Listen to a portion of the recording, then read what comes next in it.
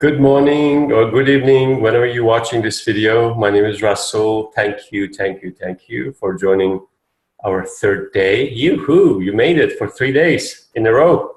Pat on your back, say thank you, that you're dedicated and committed.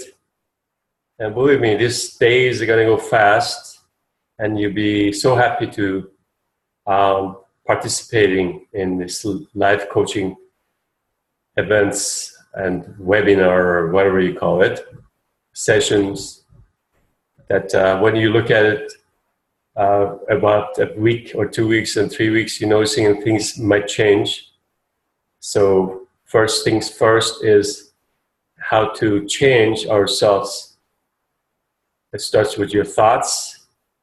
When the thoughts changes, belief will change, and externally your life change too. And you attract the things that you like to see happening into your life. Whether it is a relationship, is it the money, is it traveling somewhere beautiful that you love to do, and things that you love to manifest in life. So remember, we discussed, first of all, I would like to ask you to forgive me for the third or the second video, which was a little bit darker. I was experiencing something new and didn't work that way. So I'm trying to experience new things, and hopefully in the future we will have better, clear pictures. And we're going to discuss today follow-up of what we discussed the first time I showed you this my sheet or manifesting, or the vibration sheet, I say, which is the I call it the vibration frequency field. So you can see we're discussing the number 22. We discussed a little bit of the fear this couple last time, and you can always pause this if you want to write it down. And today we're going to talk about grief and depression, which is again next to the fear. Grief usually starts when we are missing something into our life, whether it's deceased and people that they pass, either their friends or relatives, could be a husband and wife. And as Abraham Hicks and Esther put it a very nice way, is whenever we miss something in life, if it's, again, especially if it's your husband or wife or partners, they die, there's a missing piece into your life, and that's very hard to overcome. So what you have to do in the time of grief is realizing that the life and death are not separated from each other, unless you see the life as the end, the death at the end. And if you are having that limited thoughts that we are just a body, and when we die, the body disposes, and you are ending your life that way, then the life and your vision might be limited. No, I'm not against the ideas of people that they don't believe that way. Again, as I mentioned yesterday, the beliefs are making our life, so our thoughts. So we say that the thoughts are like clouds, they come and go. And every thought has a packet of energy. So this energy can, go into your head and heart and brain. And we said I think it was first video I mentioned that we have about 20,000 to 30,000 thoughts per hour, which is about 6 to 8 thoughts per second.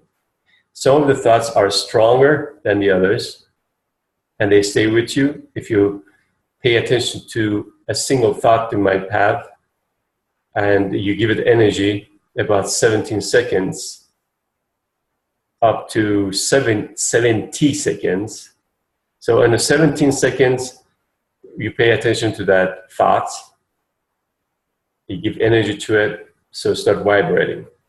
And then after 75 seconds, I believe, it can be shaped, forms to almost a simple belief. And some of us, we are born, we picked up other people's energy or beliefs, and some are not ours, it's somebody else's. It's almost like we hypnotized by other people's ideas, our cultures, friends. And with that, we see the death as the end of life. Osho, which is one of my beloved gurus and teachers, said one time, which is I really quote from him, and it's lovely quote, that he said, the death is the peak of life. Like you start going from the down into mountains, you want to go to the highest peak of the mountains. And that's death. When you're coming up to the peak of the mountains, you see everything is beautiful. You're standing on top of the mountain and you look it down and say, wow, here I was, now I'm here.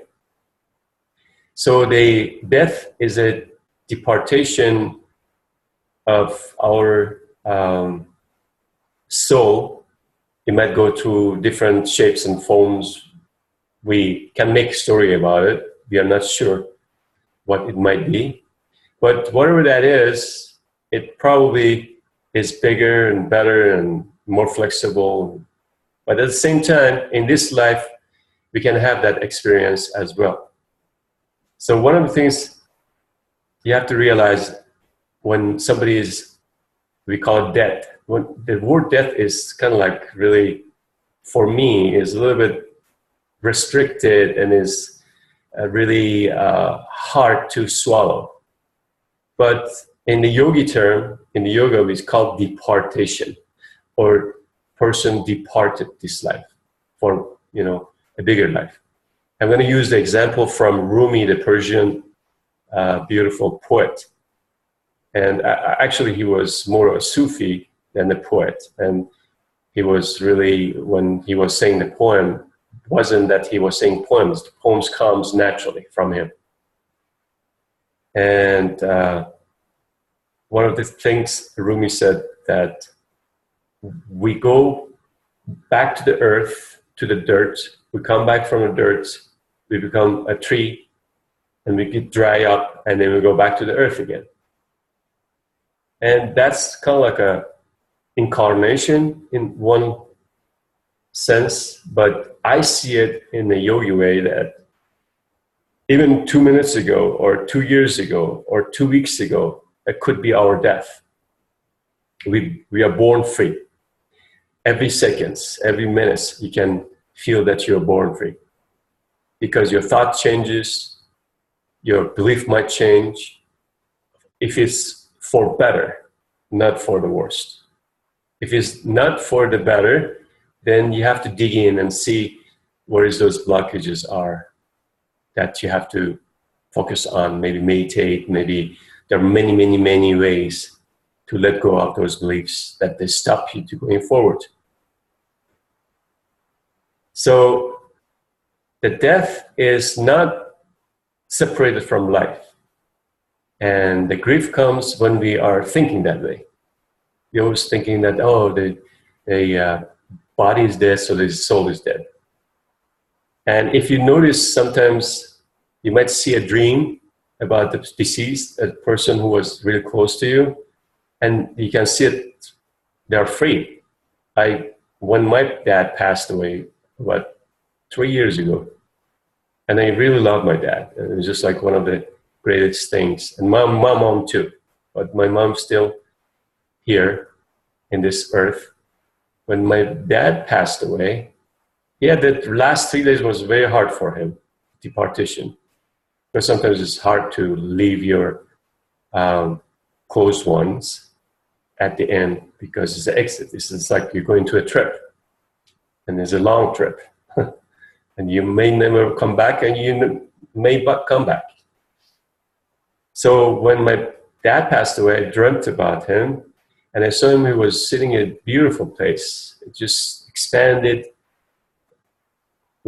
thousands of rivers, and you know, it's just like beyond our imagination. It was a beautiful place. You can call it paradise, heaven, nirvana. And when I was driving my car, I could feel him around me, peaceful one. And it lasted probably about a year or so. I was feeling that way. So it looked like his spirit was still there in the air somewhere around me. And so it was with me because I could connect to him right away. And either I probably disconnected a year later on and got busy with my life, or he traveled somewhere else, who knows. But what I'm saying is the soul never dies. Soul is never dies, never was born. So we have that soul. We have our experiences in this life.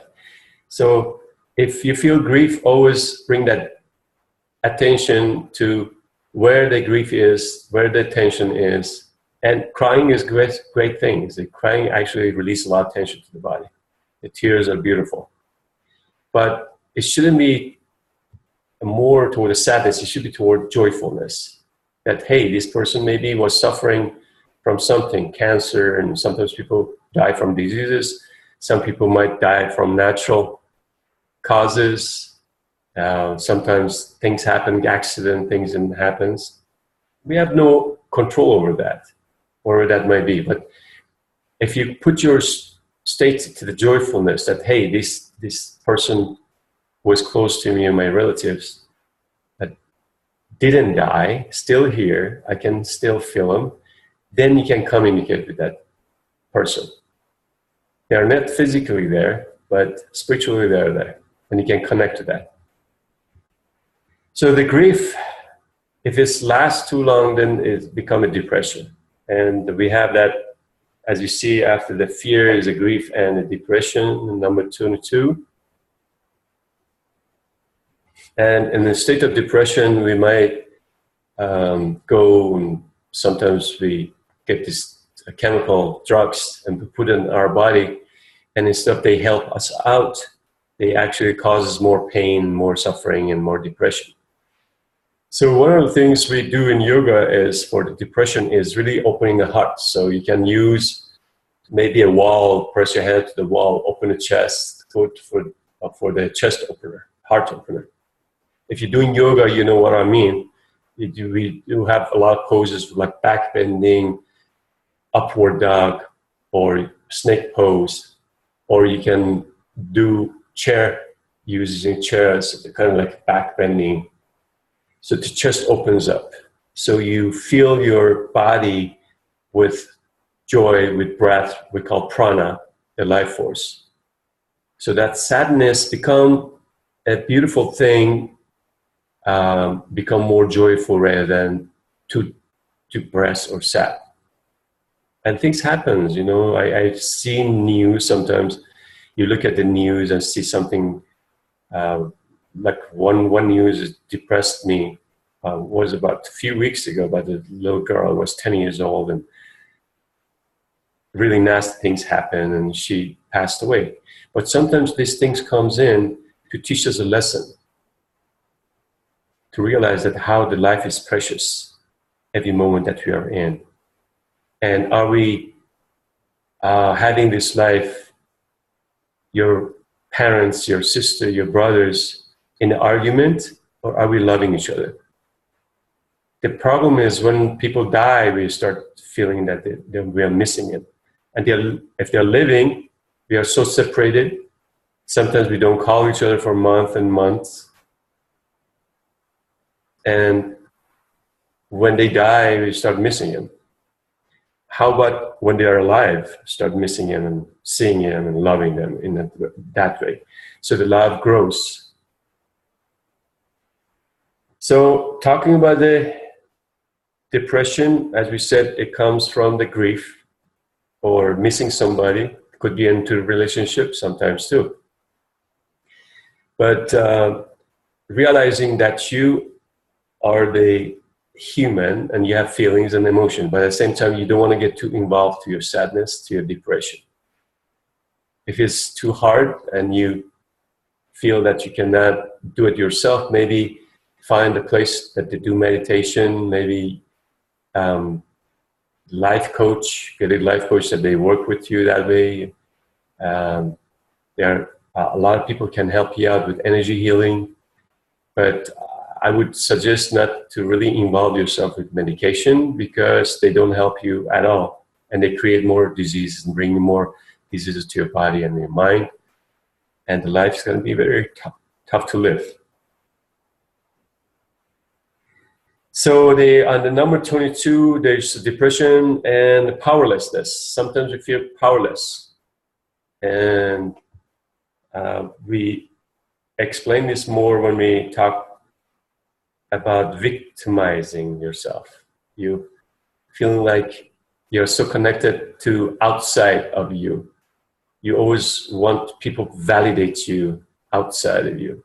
Like, I'm going to use a very simple example for the Facebook. Sometimes we go to the Facebook and looking, you say something, people don't like it, or they don't push the like button, right? And you come in and say, oh my God, why didn't they like my things that they said? And another person say something and put a picture of their food or something that nature, and they get thousands of likes, right? And you look at it, oh my God, why they don't get that thousands of likes and I didn't get any, you know? So you are really connected to outside of you, externally. You're fascinated by that.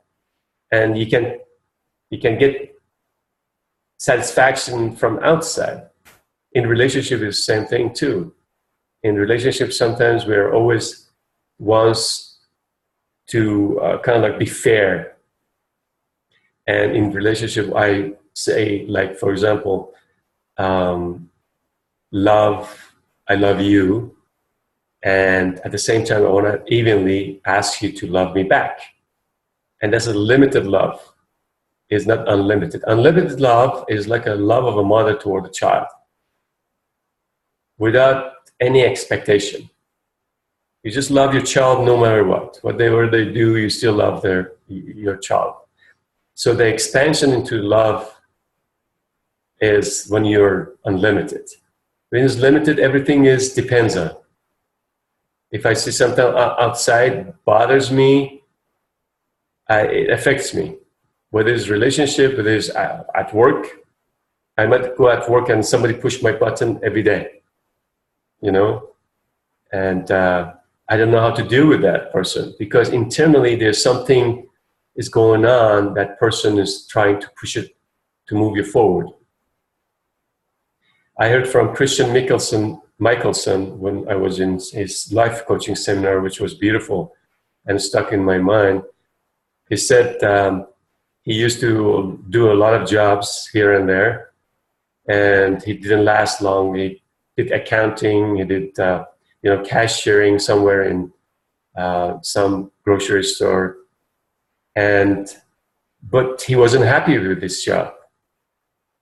And under his third or fourth job, he had this guy who was kind of like bullying him, and he was always pushing his button. So somehow he felt that his job wasn't satisfying anymore. He quit, especially maybe because of that guy, you know. So he comes in and he becomes a great life coach, and his energy, his peacefulness is reaching out so many people right now. Imagine if that guy wasn't push his button, because sometimes we want something in life, we ask for it, and sometimes it comes peacefully. Sometimes the universe is going to kick your butt. It's going to say, okay, because you want it, and you're sleeping into it next day, and you forget about it. The universe says, hey, you wanted it, you last about 70 seconds, you just had the desire, so I'm going to wake you up, I'm going to shake you, I'm going to bring this person, that person. So sometimes people show up into our life for some reasons. And some of them might start pushing your button so many times. And you say, what's going on?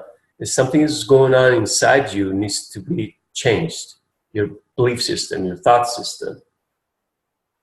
And that person helps you out to see it that way, in fact. See it that way, that people, even they start saying things about you, say, oh, they are trying to help me out. Something I have to change, shift. So your relationship is not depend on other people's feeling, but depends on you. How much do you love yourself? Ask yourself this every day.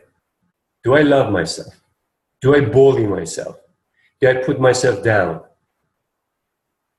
Do I say stupid things about myself? You're not good enough.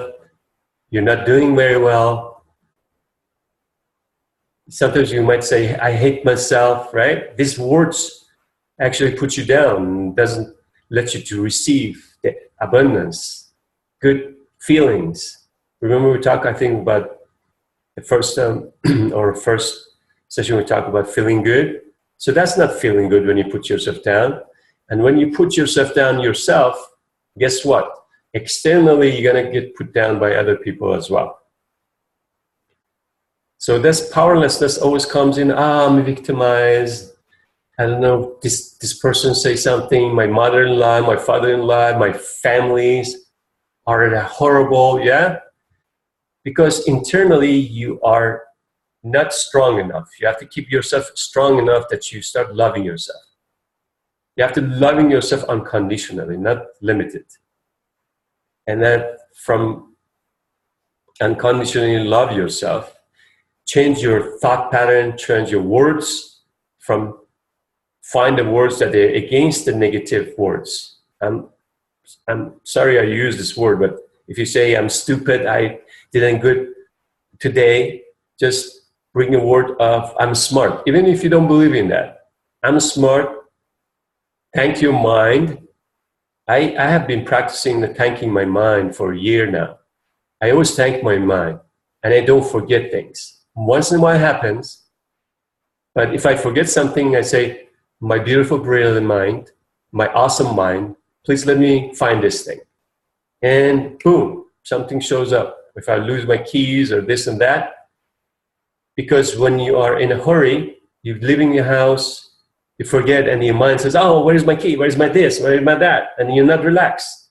But when you ask your mind, you say, my beautiful, brilliant mind, help me out. You quiet down yourself.